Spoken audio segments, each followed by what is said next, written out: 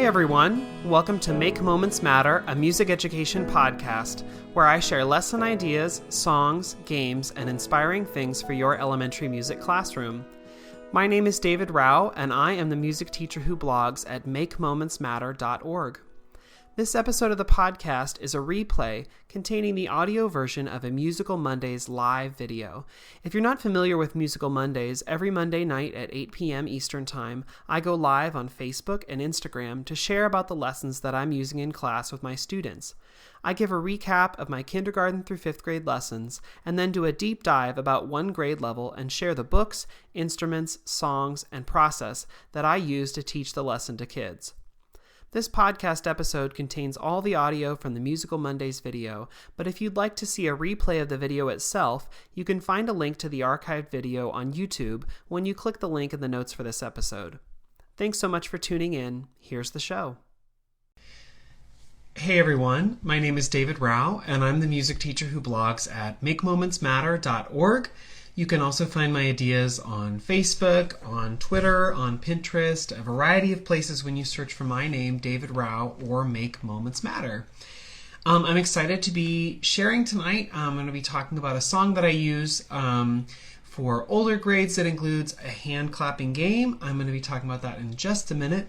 But before I do, let me talk about all the stuff that you might need to know along the way. So if you hear me talk about the links page, a place where I keep links to articles, resources, books, things that I talk about in these videos, it's probably linked there so you can go find those things yourself whenever you'd like.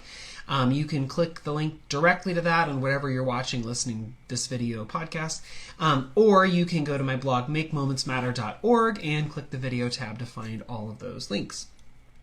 One other thing, if you want to not hang out with me virtually, if you want to hang out in person and see an actual workshop in person, you can. I have a couple coming up this week. This Friday, Saturday, I'm going to be at the Ohio Music Educators State Convention, and that will be this Friday, Saturday, the 2nd and 3rd of February. Next week, I'm going to be at the Oklahoma ORF chapter, and that's just north of Oklahoma City. That's on February 10th. At the end of the month, February 22nd and 23rd, I'll be in New Jersey at the New Jersey Music Educators Association Conference.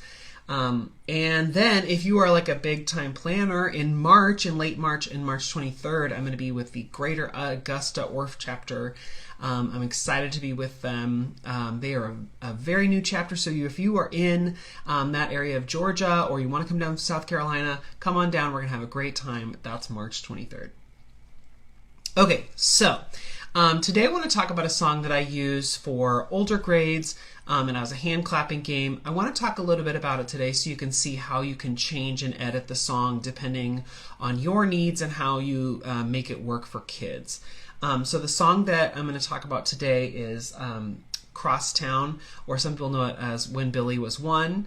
And so I'm going to talk about that and just share a little bit about how I teach through the process of that and what that involves for me. So I mentioned this a couple weeks ago, but when I come back from winter break, when I come back from summer break, when we come back from winter break, I want to have songs that the kids are excited about, that they have fun with, that we can integrate some musical concepts or challenge them a little bit, but mostly I want them to be excited to be coming back to music. I don't want to come in and be like, okay, and now we're going to pull up this worksheet and do, that's not where I want the lesson to go. So I want them to have a little bit of fun. And so in these first couple lessons, I am doing things that are maybe a little more active, or including those games, or going back to things that, again, maybe aren't too crazy hard or anything like that, but are fun and that they can latch onto. So this is a fun song. I think you could do it with a variety of grades depending on how you use the hand clapping game. So this song is called When Billy Was One, and it's very, very simple. Oh, and before I even jump into that, I learned this song from Amy Abbott at a Kodai workshop several years ago. And her notes from that workshop, I was telling my student teacher today, I was like, I'm pretty sure I've used every single song that she shared in that workshop so many times over the years. I've used so much from her. And I know that many of y'all know me as an ORF person, and I could teach ORF levels in the summer, and I resonate with that. But I loved this Kodai workshop. It was so great, and I think Amy is just such a rock star. So I have to credit her. This is where I heard it, but she mentioned that she found it in a couple books. She's found it online. I've done a little bit of research online, and I found it has a long lineage, so you can find it in a lot of different places. But that's where I learned it. I learned it from her, and I think you can probably find it on her website, Music a la Abbott. I think, but I'll look for that and add that to the links page if I can find that. Okay, so and also I don't know who needs to hear this, but because it's sort of I do more Orff stuff, and I spend a lot of time like using pitched percussion instruments and non-pitched instruments and all sorts and moving and all of the Orphy sort of things. I was talking with my student teacher this week about when you're getting ready to teach a song to kids, how do you find a pitch to make sure that the song you're about to sing is in the right key, or it's going to be in a comfortable singing range. And I talked about, it's okay to go, sit at the piano and find a starting pitch or grab an ukulele or whatever. And I also said you can grab a tuning fork and you can play that. And, we talked through like how you find the pitch and, how you might use that. And I actually got my master's degree in choral conducting. So like for many years, I would just walk around with a tuning fork in my pocket or in my backpack or wherever, and I would frequently throughout the day test to try and improve my relative pitch, and I got pretty good at it. But I would use these all the time, and that was before I came to the world of elementary music, and then I came to elementary music and realized it was a Kodai thing, or a lot of Kodai teachers use it, and I got the kind of version that you can put on that comes on a strap that goes around your neck and all of that. And so I was talking with her about this, and she was like, okay, so I could get my pitchfork and get the starting pitch. And I was like, okay, I forever am going to refer to this as a pitchfork, but it's a tuning fork. And so, but anyway, I thought I would mention that since I just gave the nod to Kodai and Amy, I thought I would mention. Well, so anyway, if you want a pitchfork, you can get many different versions, and there is a version I got from West Music for I don't know, less than $10 I think, that comes on a little purple strap, like a lanyard thing that can go around your neck, so you always have available. But you can always just get them and put it in your pocket or put it on your teacher desk or whatever. So that was a fun moment to talk about with my student teacher. Oh, okay. Well, also, just in case you want to know, so you can just tap this on a knuckle, a desk, whatever.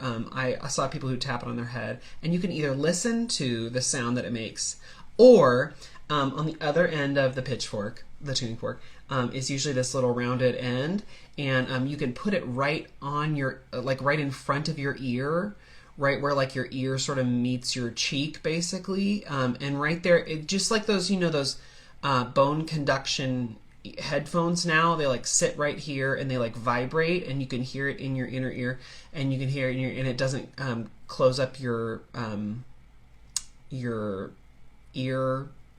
passages. Why can't I think of the word right now? Your ear canal. You can do, those headphones that go over the top. Well, guess what? You can do that with a pitchfork too. And if you tap it to make it vibrate, you can put it right there, and you can hear it a lot better than if you just listen to the tines vibrating. So if you actually put that rounded part on your ear, you can hear a lot better, in case you've never used a tuning fork before. Okay.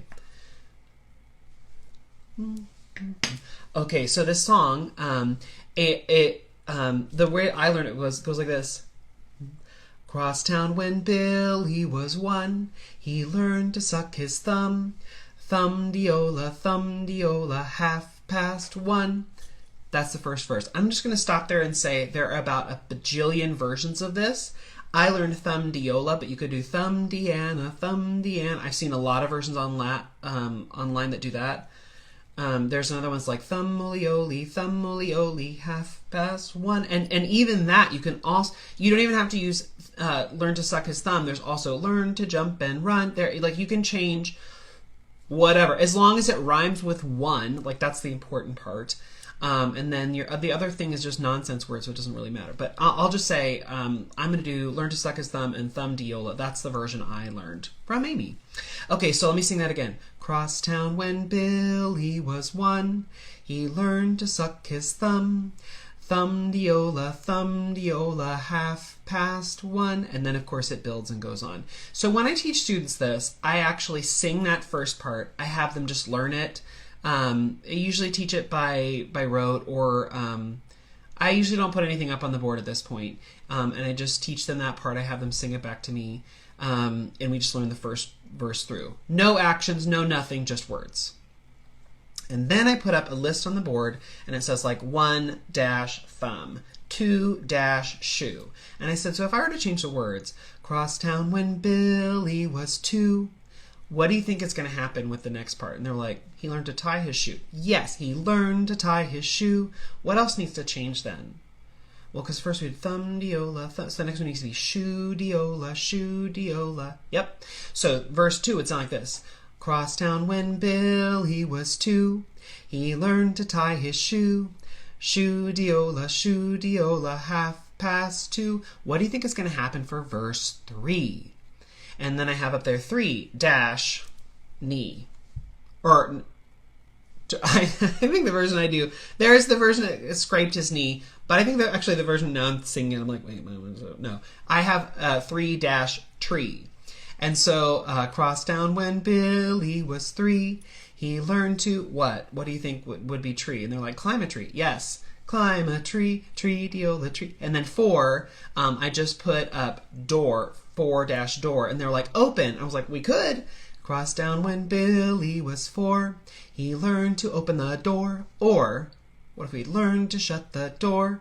I'm like, oh, shut actually probably works better. And I was like, just yesterday I was out in the hallway and all the band lockers were out there and all the band kids came through and they took all their instruments and they left the doors to all the cabinets open. So I guess they need to go back and learn to shut the door. I guess they only did open the door. We should do shut the door. So I just make a little joke about that and we do shut the door. And then 5, there are a lot of different versions for 5. You could do learned the hand jive, learn to jump and dive. That's another fun one. But whatever you want to do. Anyway, in the first day, I just teach basically the first verse. I have them make sure they know that. And then I put up on the screen 1-thumb, 2-shoe, 3-tree, 4, whatever, just so they can figure out, okay, we have the basic framework of the song. Here's how it varies through each verse. And here's what we change. And then we just sing through it with the anticipating, like, what would you do to change the words? I think you could add the other things a lot in like hand clapping games right away, but I want them to have the foundation of knowing the song because I hate when they, like if you go to a workshop or you teach in your classroom and you see this happen to kids where they're like trying to do the thing, but they're also trying to turn and look at the screen because they don't know what's going on or they don't know the words. So I want kids to have a firm foundation of the song and the words before I have them do like a hand clapping thing. What I would add at this point when we sing through all 5 verses, once we've sort of talked through, is I just have them pat a steady beat. So they like pat, clap, and they could do something. Crosstown when Billy was 2, he learned to tie his shoe. Shoe diola, 2:30. Crosstown when Billy was 3. And that's another reason I want them to sing through all of this before we add in the hand clapping game, is because that really tricky pickup, that really pickup into the next verse, 2:30, Crosstown when Billy was 3. If they don't have that before they add in the hand clapping, they probably won't get that. So I want them to have that in their head and ready to go, so that they know it, so they know as we're adding in the newer stuff. Okay, so that's what I do first. I only do 1 to 5, and we do just a steady beat, patting and clapping, patting our knees, clapping our hands in the basic part of this song. And then I say, okay, now you need to find a person to work with. And so they stand up and they find a person, and I say, okay, we're going to just change one thing. Crosstown when Billy was 1.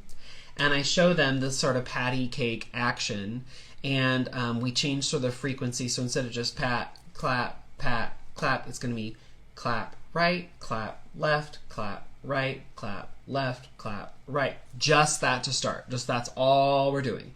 So it's going to look sort of like that. It's Crosstown when clap right and clap left, clap right, clap left, clap right and clap left, clap right, clap left, clap right and clap left, clap right and clap left, clap right, clap left, clap right, clap left. And I just walk through that. By the way, if you are listening to this as a podcast, that version of me singing the clap right, clap left, that was for you because I know you can't see the actions if you are partaking this as a podcast. So that, enjoy. Okay. So, but I just do a super, super basic version. I say, but you know what? We can do more.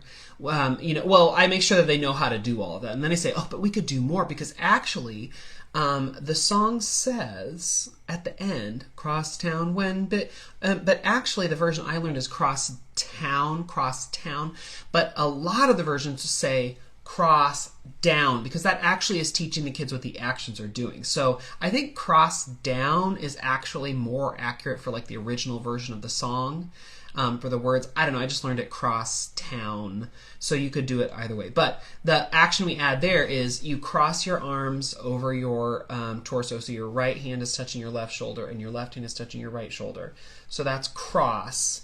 And then down, you pat your knees when you clap your hands. Because the tricky thing about this song is that it has that pickup, it has that sort of anacrusis into the main verse. So when you do when Billy was they have to know to start the clapping and patting, or the partner work, not on crosstown when, because it won't work there. It has to be crosstown when Billy was one. So it has to be crosstown when, clap right, clap left, clap right, clap left. Okay, so what we're adding here is crosstown when Billy was one. So it's going to be cross your body, pat your knees, clap your hands, and then you do partner work. So the whole thing with partners at the beginning goes crosstown when right and left and right and left and right and left. And so that's the whole thing that we add, and that's day one for me. And we just do verse 1 to 5, and we do just those basic actions. And for kids, that is tricky enough, depending on what grade you're doing this with and how ready they are to learn, how early it is, whatever, so some kids that's enough. When they come back, and when we come back to this song, we add more. So we can add more verses, 6, 7, 8, 9, 10. And there are various, again, this song is pretty old, so there are different ways you can say this. So some people do, when he was 6, he learned to pick up sticks. That is like, tried and true, what rhymes with 6, right? I have never liked 7 and heaven. I'm always like, he learned to go to heaven or whatever. I don't feel like it rhymes all that well. Like, it's like we're quickly trying to get things in, but like, what rhymes with 7? And then it's always like, what, did he die? I don't want to, it's like too, why are we getting into this? So, I always sing, when Billy was 7, he met his best friend Kevin. I don't know. It just seems to work better. He learned how to go to heaven or whatever. Like, I don't deal with that. But anyway, I like the idea that like he made a friend when he was 7, which is around kindergarten time. So like, great. So that's 7. 8, he learned to shut the gate. 9, he learned to climb a vine. I know another version of that. That's 9. I don't remember. I'll try and track that down, what the other one is for 9. And then Billy was 10. He learned to say the end. Endiola, endiola, 10:30. And so then how do you end? What I learned was endiola, endiola, 10:30, the end. And you do like cross your body again, like you're going to do cross down, and you just stop on the down. So cross hands over your torso, down on the pat. You can even do 10:30, cross down. And that can be your ending for the song.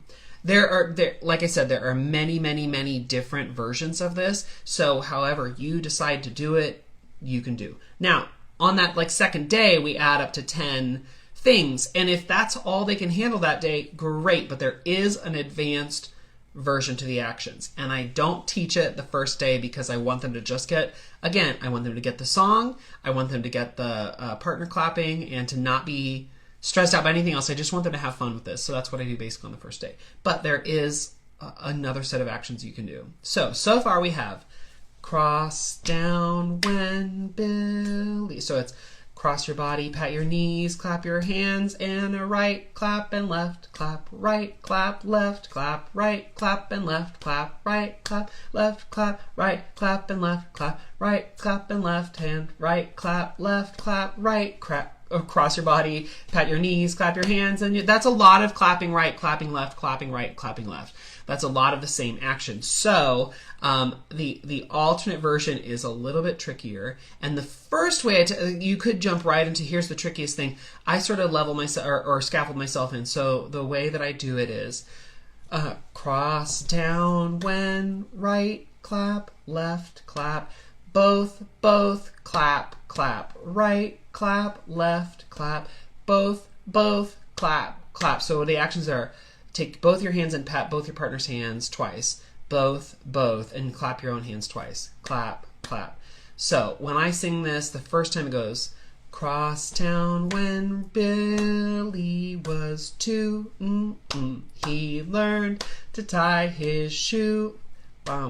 Shoo-dee-ola, and then back to right and left and right and left and then crosstown when. So it goes, that action is partner clap, clap your own hands, clap your own hands. That's the first variation.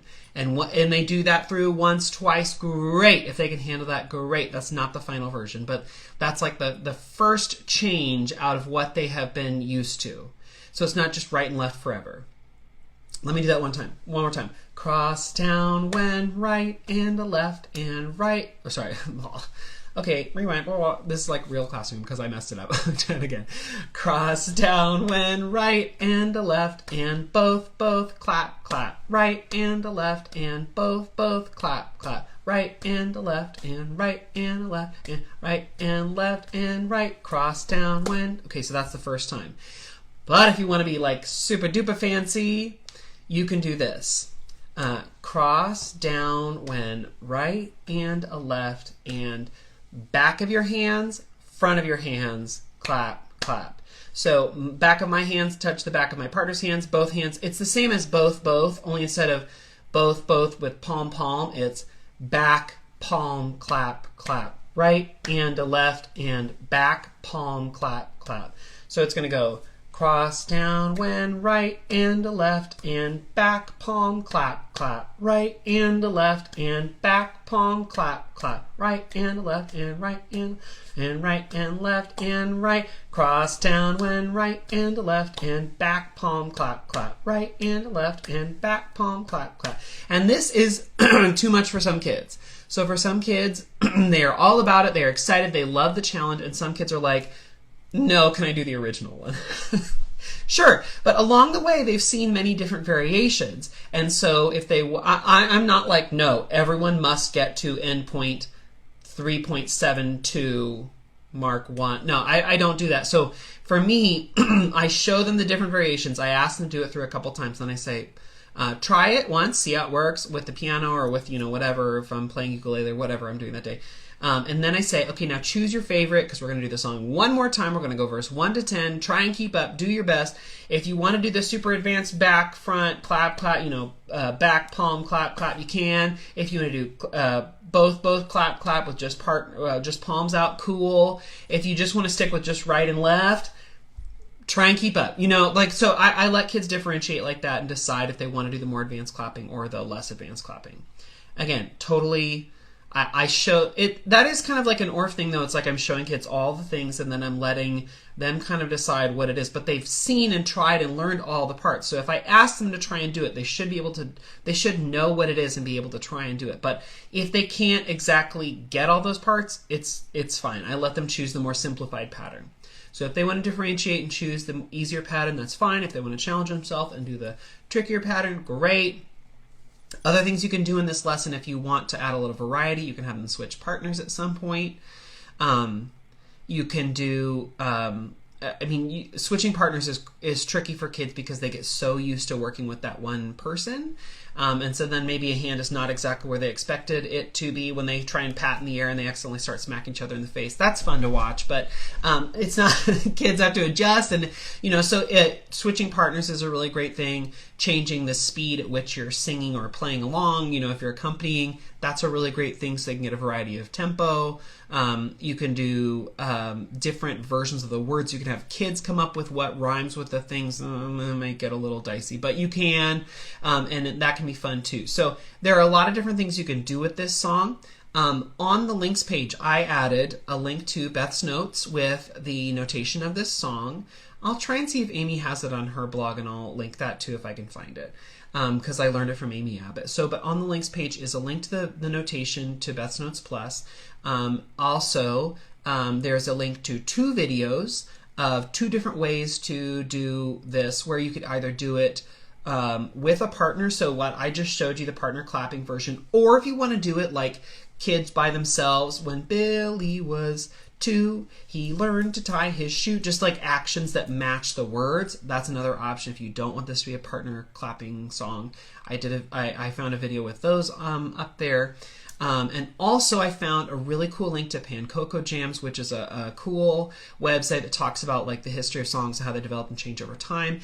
And it talks about this song and how it's related to like 1 or 2 other songs that also have that like growing up sort of content, where it's like age 1 they do this, age 2 they do this, age 3, and it sort of compares them and talks about how they're similar or different, which is it's really cool if you want to nerd out in the history of this song and see what other songs are kind of like it or not like it, because the research on the website sort of talks about like they maybe are from the same like original song, they branch out from the same original song, so that's sort of cool to look at too. So I put that on the links page if you're interested. Okay, well, that's all for today. If you want, I hope that I can see you in person if you're around. Like I said at the beginning of the video, I'm going to be around a lot in the spring and doing a lot of different workshops. So come and join us this week at Ohio Music Educators. Next week I'll be at Oklahoma Orff. On Saturday, February 10th, I'll be at New Jersey Music Educators the end of February, and then Greater Augusta Orff chapter on March 23rd. And I hope that I'll see some of y'all out there in the wild, in person, and share some lessons with you then. All right, until then, I'll see y'all next week, hopefully, for another Musical Mondays video. Good night, everyone.